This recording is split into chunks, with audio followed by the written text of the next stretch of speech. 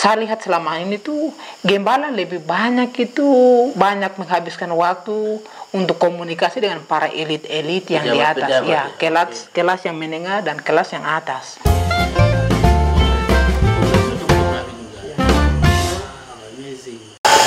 Halo semuanya, semua yang sedang menyaksikan obrolan santai.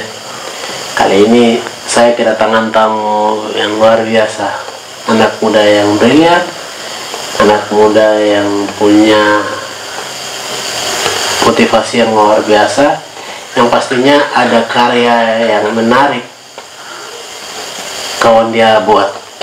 Bung Soleh, selamat datang. Selamat. Senang bisa berjumpa, dan saya secara pribadi apresiasi buat karya yang sangat luar biasa, Surat Cinta Domba kepada Gembala di Tanah Papua. Ini luar biasa sekali, dan bukunya belum disegel nih. Wah,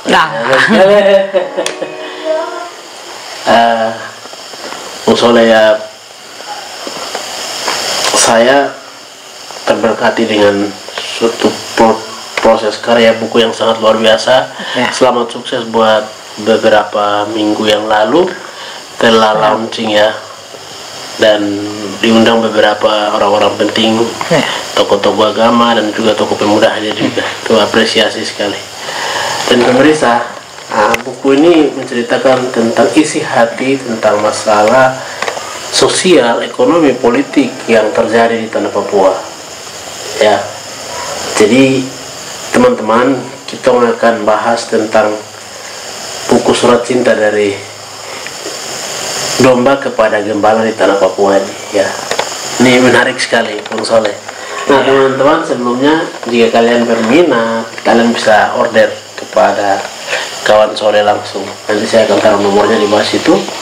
Kalian bisa inbox ya, dan kita akan ngobrol langsung.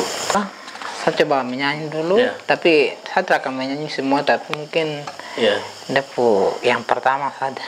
Oke, betul. Ni tari suarek metu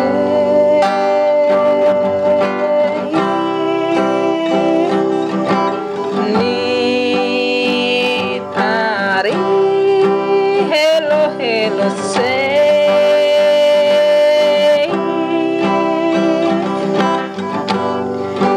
ni noile nyachile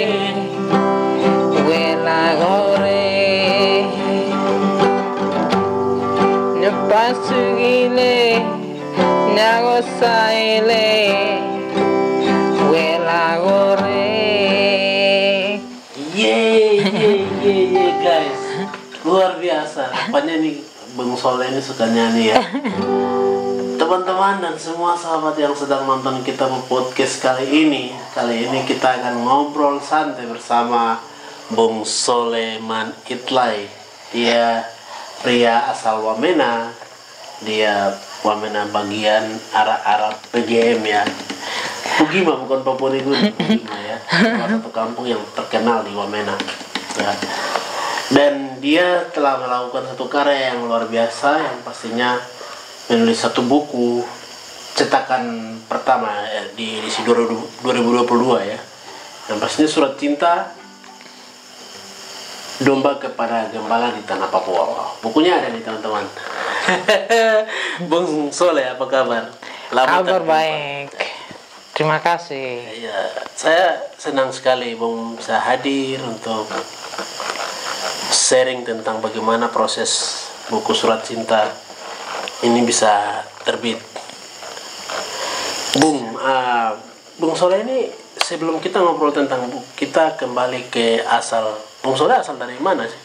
Saya kan besar sekali. Iya, tapi kan saya ini kan asal dari suku Hugula ya. Saya tidak suka sebut ini Dani, karena Dani itu tidak tepat. Oke. Iya. Suku Hugula yang mendiami di wilayah Hugulama, itu bukan Lembah Balim juga istilah yang tepat. Bukan Lembah Balim ya? Iya, yang berarti tepat. beda, Hugula dan Lembah Balim beda. Iya beda, yang tepat itu Hugo Lama. Oke. Jadi kawan dari suku Hubla. Iya. Oke, luar biasa Bung Soleh. Itu bahasanya juga berbeda ya. Ya itu di Lembah itu sudah yang orang kenal di Wamena itu. Ini hanya perlu kesempatan begini, perlu pelurusan. Iya betul. Jadi lagu tadi itu bahasa Hubla juga. Iya bahasa Hugula, terus ini dari grup saja. Naya Group. Itu artinya seperti apa tuh yang menyanyi tadi lagu tadi itu? Itu macam anak-anak yang jatuh piatu begitu. Dong apa terada, dong hidup tanpa dong keluarga, dong kakak, dong adik-adik macam begitu. Jadi anak-anak yang terlantar. Sedih sekali. Oke. Jadi ini masuk dalam ada satu buku bisa masuk lah pesan-pesan dalam lagu itu ya. Masih menceritakan tentang sosial ya, berarti bukunya banyak. Iya, pasti ada orang-orang yang anak-anak yang hidupnya mungkin orang tuanya meninggal baru. Iya. Pasti ada lah. Wow, luar biasa teman-teman. Ini satu karya yang luar biasa yang diluncurkan dan diterbitkan oleh kawan Soleh dan kawan-kawan ya. Nah, ini Bung Soleh, mengapa dan kenapa ini Bung Soleh mau menulis buku tentang surat cinta? Kepada gembala di Tanah Papua. Ada masalah apa sebenarnya? Oke, saya cerita. Saya penasaran bro. Iya, itu pertanyaan bagus. Jadi saya coba cerita sedikit kenapa buku ini bisa terbit. Ini buku ini pertama berangkat dari situasi di Papua, terus Indonesia pada 2017. Oke. Ya, 2017 itu situasi yang umum di Indonesia termasuk Papua ini, khusus di Jakarta itu orang ada sibuk bicara soal Ahok ya. Ahok yang katanya menurut Forum Pembela Islam FPI itu mereka katakan bahwa Ahok telah menista agama Islam. Itu. Lalu di Papua sini, situasi terakhir di Papua terkini di tahun 2017 itu tuh sekitar bulan Juni Juli ya, pertengahan tahun itu, bulan Mei mau masuk Juni Juli itu dia situasinya hangat itu tentang peristiwa di sekitar Freeport. Iya. Itu masalah apa ya? Penambangan bukan. Masyarakat yang mendulang emas di sekitar, kemudian di pihak berwenang itu menduga bahwa di dalam situ tuh kan ada teman-teman dari kombatan. Iya, kombatan itu. Jadi sudah pada saat itu masyarakat sipil yang mencari nafkah juga di situ ikut dievakuasi atau dipindahkan. Dan beberapa orang tuh sekitar 2 atau berapa orang tuh dinyatakan tewas terkena peluru kurang lebih begitu. Situasi pada saat itu Papua umumnya seperti itu. Lalu bulan Mei itu kalau tidak salah itu tanggal 14 Mei 2017 itu persekutuan gereja-gereja di Tanah Papua atau yang disingkat dengan PGGP ini mengeluarkan sebuah himbauan tentang demonstrasi damai. Demonstrasi damai ini itu tahun berapa? 2017. Jadi tanggal 14 itu hari Minggu. Jadi hari Minggu itu umumkan seluruh gereja Kristen ya, Protestan dan Katolik yang ada di kabupaten kota. Seluruh Tanah Papua? Tidak, kabupaten kota di Jayapura ya. Mereka undang, baru pengumumannya itu dibacakan di semua gereja. Saya ini kan ikut. Saya ini kan biasa sembahyang di gereja Katolik Paroki Wahena ini. Ya, jadi saya ini tahu persis sebagai orang Katolik yang lahir besar di dalam gereja Katolik itu tahu proses bagaimana orang biasa menyampaikan batasan-batasan menyampaikan informasi di mimbar itu seperti apa, batasan-batasannya itu seperti apa. Betul. Nah, jadi waktu itu PGGP mengeluarkan himbauan untuk mengajak umat untuk ikut terlibat dalam demonstrasi damai. Jadi demonya tajuknya itu untuk membela Ahok, tapi di dalamnya membela NKRI dan Pancasila juga.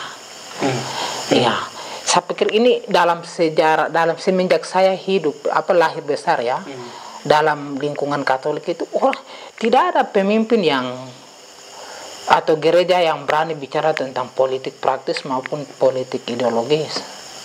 Itu terada. Itu tidak sesuai ya. Ya, itu terada. Katolik ya. Ya, jadi waktu itu PGGP itu diketuai, dipimpin oleh Uskup Jayapura. Oke, itu Monsinyur Leola Lacar OFM. Ya. Ya, dia pimpin, terus sekretarisnya Pak Hardos Desa. Mereka yang kasih keluar tanda tangan itu, dan dia punya surat undangannya, pernyataan sikapnya, saya ada dokumennya. Sampai sekarang saya masih simpan.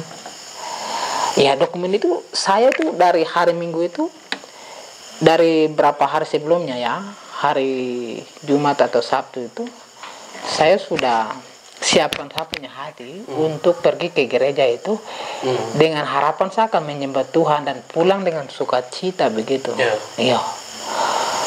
Tapi dengar pengumuman itu tuh, sebelum berkat penutup dan perutusan itu tuh saya langsung merasa terganggu.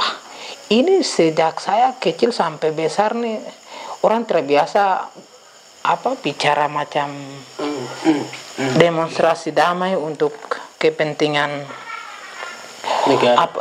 Begitu. Soal kepentingan negara itu membela NKRI atau Pancasila itu tidak apa-apa, masuk akal.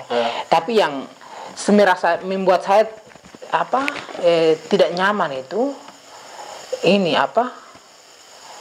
Ahok, membela Ahok. Kenapa? Ahok, jarak antara Jakarta dengan Papua itu terlalu jauh, atau katakanlah kota Jayapura itu bukan jarak 1-2 kilometer. Ini pakai mil. Pulau. Kita mau ke Jakarta saya harus pakai pesawat.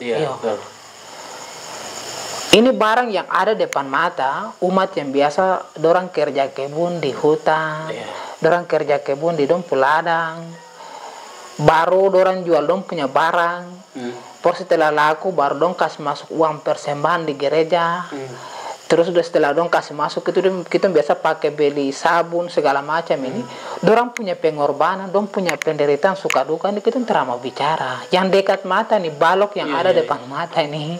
Betul. Ya. Hati nurani itu di mana begitu? Betul. Orang yang biasa ini kok selama ini kasih makan kok, kasih makan kok baru, kok terbicara macam begitu. Jadi buku ini muncul tuh memang perasaan dari jemaat umat ya. Iya.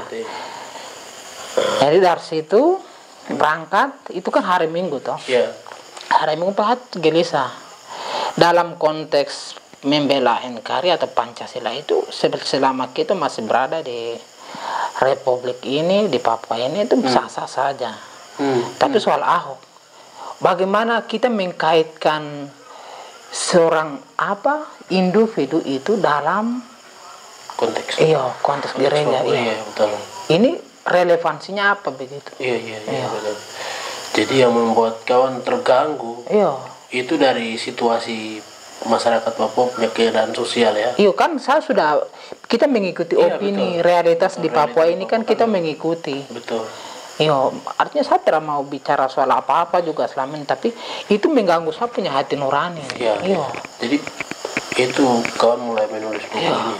Jadi sudah itu yang menggerakkan. Baru ketika membacakan pengumuman untuk membela Ahok itu saya langsung ingat Pak Ahok terlalu jauh ini baru saya ingat firman Tuhan yang balok di depan matamu, atau mungkin apa itu saya ternyata mungkin pendeta dengan pastor yang kamu lebih tahu. Iya. Betul. Itu baru sudah saya menggerakkan, saya pikir, saya gelisah dan saya tidak ikut berkat dan perutusan itu di Katolik itu ada penutupnya itu. Saya tidak ikut, saya putra nyaman dan beberapa orang yang ikut sembahyang bukan orang Papua ada non Papua teman-teman yang itu merasa lain dan kami keluar kas tinggal gereja itu. Yang lain gelisah, yang lain mengikuti berkat dan perutusan itu dengan kegelisahan. Karena itu jarang. Hal-hal politik praktis atau ideologis begitu jarang. Itu persoalan individu. Kau mau berpihak di mana itu silakan, tapi tidak harus baca sampai di mimbar yang kudus yang di belakangnya ada salib Yesus Kristus. Iya. Ya itu sakral sekali ya bagi umat Katolik itu. Luar biasa dia. Nah itu, jadi itu yang membuat saya itu hari Minggu. Lalu hari Seninnya tanggal 15 yang dorang aksi itu. Saya tinggal di Wayana di belakang Taruna Bakti SMP, ya Taruna Bakti Wayana. Lalu paginya saya pergi ke kampus USTJ. Lalu di jalan turun kampus USTJ itu ada mama satu, dia orang Yale dari Anggrek. Mungkin kalau orang biasa lewat di situ tuh dia akan dapat itu pas tempat di mana seorang migran Papua ya, orang Toraja yang buka tempat pekarangan bunga untuk bikin peti-peti untuk Iya, betul. Tempat di situ tuh depan samping situ ada mama satu biasa jual pinang. Yes. Dia jual pinang, lalu dia sambil pegang, dia punya anak kecil ini. Dia punya anak kecil. Anak kecil dia menangis untuk apa? Minum dia susu atau mama perhatikan dia bagaimana dia menangis saja. Lalu mama ini sibuk untuk atur pinang. Baru pada saat sibuk begitu, lalu PGGP pimpinan gereja yang pimpin untuk aksi demo untuk bela Ahok ini, dorang ada lewat pakai kendaraan sebagian. Baru dorang orasi sambil jalan orasi situ. Aduh, itu saya terima sekali. Ada yang tidak beres dalam kawanku hati. Iyo, saya hati. Barang ada depan ini, mama dong setengah mati nih. Yang barang yang ada di pinggir jalan ini saja kita tidak bicara. Bukan dia saja, orang-orang mama non Papua juga atau orang asli Papua juga yang jualan di pinggir jalan karena tidak punya tempat jualan itu. Bayangkan sepanjang dari Sentani sampai di kantor gubernur atau kantor DPR Papua itu. Orang-orang orang-orang yang jual di pinggiran jalan itu bagaimana? Terus anak-anak yang terlantar, yang mereka pegang lem aibon kah atau apa? Mereka yang sedang mengonsumsi ganja di pinggiran jalan atau di pasar atau di mana? Itu bagaimana?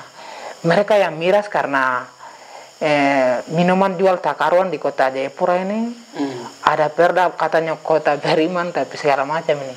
Tapi minumannya bebas. Bebas.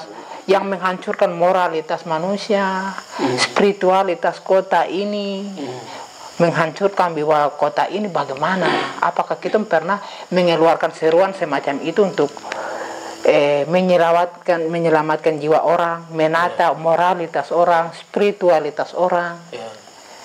Nah, seharusnya gereja PGBP ini menata bagian-bagian itu ya, merusak moral generasi di Jayapura ini tentang miras itu. Iya, itu kan barang-barang balok-balok yang ada di depan mata kita, yang ada di kota ini. Ngapain membela yang jauh-jauh? Iya, itu. Oke. Kalau mungkin kalau mengeluarkan statement atau bagaimana itu saya pikir masuk akal biasa-biasa sampai, tapi turun aksi macam Uskup Jayapura dia turun dengan payung PGGP ya. Tapi itu walaupun dia turun pakai PGGP, tapi dia tidak bisa lepas dia sebagai seorang uskup. Iya, betul. Uskup. Dan itu menarik. Peristiwa itu menarik bahwa bagaimana seorang uskup dia pimpin demonstrasi damai yang luar biasa. Itu kawan saksikan. Itu bukan untuk membela orang miskin, sesuai dengan semangat gereja, ajaran sosial gereja, ASG dalam gereja Katolik. Betul. Tapi ini bedanya, ini membela orang-orang kaum elit. kaum elit politik praktis yang kita harus membela itu cukup menarik. Itu sejarah akan mencatat itu. Itulah yang menggerakkan saya punya hati. Lalu saya pikir apa yang saya harus bisa bikin untuk ini? Apakah saya harus tulis satu opini atau semacam itu untuk atau surat terbuka semacam itu baru kasih ke pimpinan gereja ini? Itu. Jadi lahirnya buku itu sebuah peristiwa-peristiwa yang membuat hati ini pilu ya? Iya, membuat hati ini saya merasa tidak adil. Betul. Ini dari sikap para pemuka agama kita itu cukup rasis dan diskriminatif. Sebenarnya antara orang yang lemah dengan yang elit ini. Betul. Mereka nyata. Betul. Jadi hal ini menyanggal sekali ya, dan saya juga biasa rasa begini ini, dan hal-hal saya tidak tahu tapi itu di beberapa gereja juga sudah terjadi juga begitu. Dan jadi ini kumpulan isi hati semua yang ada dalam buku ini ya berarti. Jadi karena itu menggerakkan saya punya hati nurani ini untuk bagaimana saya bisa mengumpulkan bagaimana orang melihat ini. Betul. Bagaimana orang selama ini ruang antara domba dan gembala ini. Ini jauh, ada sekat. Betul sekali. Sekat antara ruang antara domba dan gembala itu terlalu besar. Dia punya lubangnya besar. Ini tidak ada pendekatan yang efektif. Maksudnya saya lihat selama ini tuh gembala lebih banyak menghabiskan waktu untuk komunikasi dengan para elit-elit yang di atas, kelas yang menengah dan kelas yang atas. Jadi ini berapa lama tulis buku ini, bro? Ini sejak 2017. Kumpul, terus ada juga update situasi. Kebanyakan tuh situasi 2017, tapi 2018, 2019, 20 macam surat-surat dari pengungsi juga ada, Intan Jaya juga ada, termasuk tentang MOU bagaimana pimpinan gereja Katolik misalnya Uskup Agung Merauke itu Petrus Canisius Mandage Uskup Agung Merauke, dia melakukan MOU dengan perusahaan sawit PT Tunasawa Erma di Merauke dan Bovendigul yang di Kampung Jair itu. Jadi ada surat dari umat di sana. Jadi mereka mengkritisi bagaimana seorang pimpinan gereja Katolik itu tuh yang baru saja ditunjuk sebagai administrator, belum paham dinamika pastoral setempat, hanya berapa minggu langsung melakukan MOU dengan perusahaan. Jadi MOU itu melegitimasi perusahaan itu untuk mencaplok hak-hak umat ini, tanah adat umat ini. Tapi juga melegitimasi untuk umat harus kehilangan dia punya mata pencarian, dia punya hutan adatnya dan segala macam, dan terancam masa depannya. Berarti uskup ini dia melanggar menurut saya, karena bukan dia yang harus bicara untuk masukan perusahaan ini, karena dia hanya fokus untuk bicara jemaat tentang firman. Tapi sedikit keliru menurut saya. Itu memang begitu. Nah, jadi sangat fatal sekali nih, bro. Itu tapi sampai sekarang masih berjalan ya perusahaan. Perusahaan masih berjalan. Jadi sebagian masyarakat kehilangan hak-haknya. Mereka kasih suntikan moral istilahnya apa bahasa Inggrisnya saya terlupa.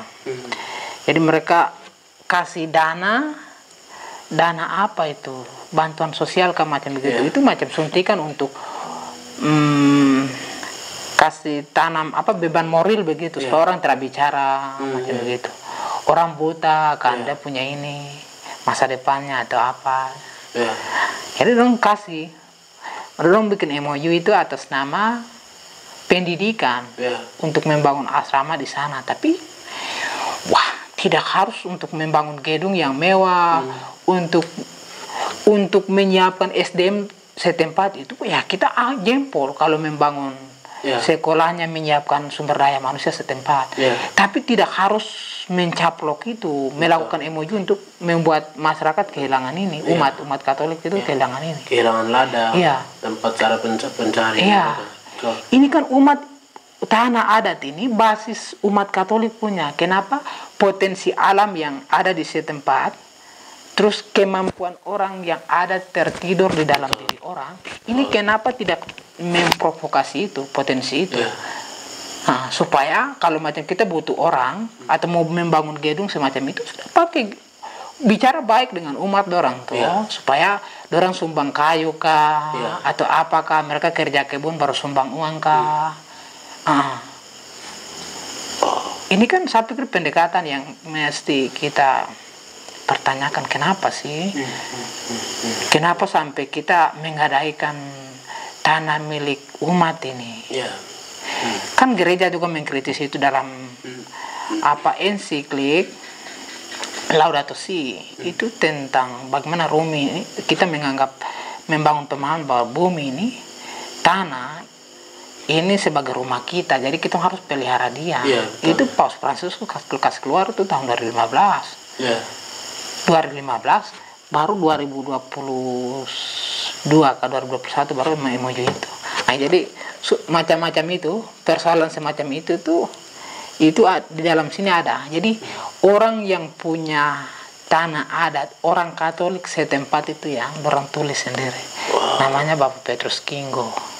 Luar biasa, Bung Soleh. Jadi ini memang diceritakan dari bawah sekali ya, tidak didengar sampai akhirnya kawan sendiri dengan inisiasi yang luar biasa dari 2017 sampai sekarang, cetaknya 2022 ya. Luar biasa. Apa tantangan saja yang kawan hadapi selama menulis buku? Tantangan selalu berat. Kita mau cetak buku ini butuh uang butuh uang yang cukup besar juga.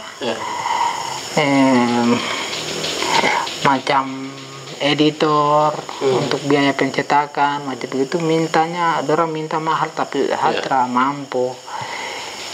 Jadi sudah, saya malu juga minta orang segala macam, jadi sudah saya kerja, kalau ada berkat orang mau kasih kesini Pak, macam pastor membela itu agak sedikit bentrok dengan kamu punya pikiran ya. Jadi kawan menulis buku ini menurut saya satu langkah yang maju sekali. Rencana ada cetakan kedua lagi? Ada, ini mesti revisi banyak ini. Luar biasa. Banyak pemateri yang waktu itu kami undang dalam launching buku itu pada Sabtu 5 Oktober kalau tidak salah. Atau 5 Oktober. Itu mereka banyak memberikan catatan, jadi mesti saya dengan teman-teman revisi ini baru kami akan cetak lagi berapa begitu. Luar biasa Bung Soleh. Dan dari selama menulis buku ini, pesan moral apa yang kawan mau sampaikan kepada hamba-hamba Tuhan dan seluruh umat yang kita cintai? Ya, buku ini kan dia mengandung isi hati tuh, isi hati, doa, pergumulan dan harapan semua orang. Jadi ini menjadi sarana yang bisa mempertemukan kita, yang kita bisa melihat orang punya isi hati itu seperti apa. Ini bisa menjadi bahan evaluasi. Tidak ada, bukan berarti kita untuk baku dendam, baku iri hati atau baku ini curiga, tidak. Tapi ini kita bikin supaya sebagai bahan refleksi. Refleksi buat hamba-hamba Tuhan. Hamba-hamba Tuhan dan kita juga jemaat. Jadi pesan yang ingin sampaikan sebenarnya apa nih? Sudah kamu masing-masing itu punya kepentingan dalam konteks ideologi politik ya, atau politik ideologis itu silakan punya kepentingan masing-masing. Tapi Dalam agama tidak, atau dalam kemanusiaan tidak. Kau pendatang kah, kau orang asli kah, kau orang miskin kah, kau orang kaya kah, kau dari hutan kah, dari kota kah, dari kampung kah, kita semua sama. Jadi tidak perlu membeda-bedakan. Yang penting kita hidup baik, bagaimana ciptakan keharmonisan. Papua yang PGGP sendiri biasa itu kampanye tentang Papeda, itu Papua Tanah Damai kan. Yang menurut Kakak Kurnia Fatma itu Papeda itu Papua penuh darah. Itu ini bisa menjadi bahan refleksi gitu. Teman-teman macam di STFT, Padar Timur atau Samuel Kane atau Walter Pos atau Gidi punya atau dari gereja mana saja bisa membaca buku ini. Buat sahabat semuanya, para pengikut dan followers yang sedang ikuti podcast kita saat ini, kalian boleh order ya, hubungi Soleh. Masih ada stok yang kalian bisa dapatkan ya. Dan ini bukunya sangat bagus sekali, isi hati yang memang ditulis dengan baik. Semoga tulisan ini menjadi satu evaluasi buat hamba-hamba Tuhan semua bekerja untuk kemanusiaan ya. Pekerja hamba-hamba Tuhan lah pada dasarnya. Kita semua ya buku ini. Jadi tanpa membeda-bedakan ini kita utamakan pejabat di luar. Tidak. Pada dasarnya kita tanah sama-sama akan jadi rumah kita. Dan akhirat pun juga akan Tuhan akan adili kita sama begitu. Jadi kalau boleh dalam pelayanan memberikan kenyamanan kepada umat, kepada jemaat itu balance lah. Sampai rata. Tidak boleh ada kita utamakan hamba Tuhan. Pejabat dari utamakan pelayanan pejabat dulu hamba Tuhan. Nah, itu kan berarti rasis, diskriminasi terhadap derajat. Jadi di luar ruangan itu perbedaan suku, kulit atau agama, pandangan, ideologi politik itu silakan ya. Betul. Ya kok macam Indonesia harga mati kah, saya Papua merdeka kah, atau saya Indonesia harga mati Papua, atau saya Amerika harga mati kah, Afrika Selatan harga mati kah, China harga mati kah, atau apapun itu silakan. Tapi dalam meja gereja ini kita tidak butuh itu. Kita butuh kedamaian, kebersamaan, persekutuan. Betul. Itu kenyamanan jiwa. Itu. Kita bicara tentang masa depan sana. Bagaimana orang ini masuk neraka atau masuk surga. Itu yang surga itu benar-benar harus ciptakan di tanah ini. Wow, menarik sekali ya teman-teman. Jika memang kalian terganggu dengan podcast ini, boleh langsung ordernya. Boleh juga hubungi Bung Soleh, cerita, undang juga di gereja dan bahkan di sekolah. Mau cerita jadi narasumber boleh. Ini salah satu inspirasi yang perlu kita harus kembangkan. Seperti begitu. Berikut nanti surat. Bisa. Ini kan sekitar 84 surat. Jadi sedang mulai sekarang saya dengan teman-teman ada tulis lagi sekitar 100 surat cinta domba kepada gembala yang baru. Jadi surat yang berikut ini, ko Islam kah, ko Hindu kah, ko Buddha kah, ko Tionghoa kah, ko agama apa saja itu yang namanya ko tinggal, lahir besar, ko pudara pernah jatuh di sini, ko pernah bekerja di sini, ko punya pengalaman hidup tentang masa lalu, tentang masa kini, realitas hari ini, dan ko punya harapan tentang masa depan di tanah ini, ko bisa tulis. Baru kamu orang kirim ke saya atau dengan teman-teman. Luar biasa sekali ya. Jadilah hamba-hamba yang bijaksana agar tidak ada luka dalam hati jemaat ya. Akhir dari sebuah pembicaraan kita nih ya. Terima kasih Bung Soleh, ini perbincangan yang sangat panas. Dan mungkin cukup sekian dulu, kalau kita ngobrol banyak nanti boring. Supaya banyak orang juga menikmati. Poin apa yang dari kita bicara tadi adalah tentang bagaimana menghargai pelayanan itu balance tanpa membedakan status sosial ya. Itu harapan, dan mungkin harapan atau kata kunci apa yang kawan mau utarakan? Ya, kata kuncinya sederhana saja. Mari kita sama-sama menjadikan suka duka jemaat umat ini sebagai suka duka. Pastor, pendeta, gembala, uskup, ustadz atau mahaguru dan lain. Jadi suka duka orang asli Papua harus menjadi suka duka teman-teman dari non Papua. Begitupun suka duka teman-teman non Papua harus menjadi suka duka kita orang-orang Papua. Jadi kita harus hidup bersama secara damai di tanah ini tanpa rasisme, tanpa diskriminasi rasial. Stop rasis ya. Oke, baiklah semuanya sahabat-sahabat yang sudah watch video ini. Jika kalian memang senang dengan sabnya konten obrolan santai tentang orang-orang Papua yang menginspirasi, yang menjadi berkat buat kita semua, kalian bisa tombol lonceng dan juga klik subscribe ya. Terima kasih, dan juga jangan lupa order bukunya ke Bung Soleh. Yes. Sampai jumpa, sampai di situ dulu. Tuhan berkati.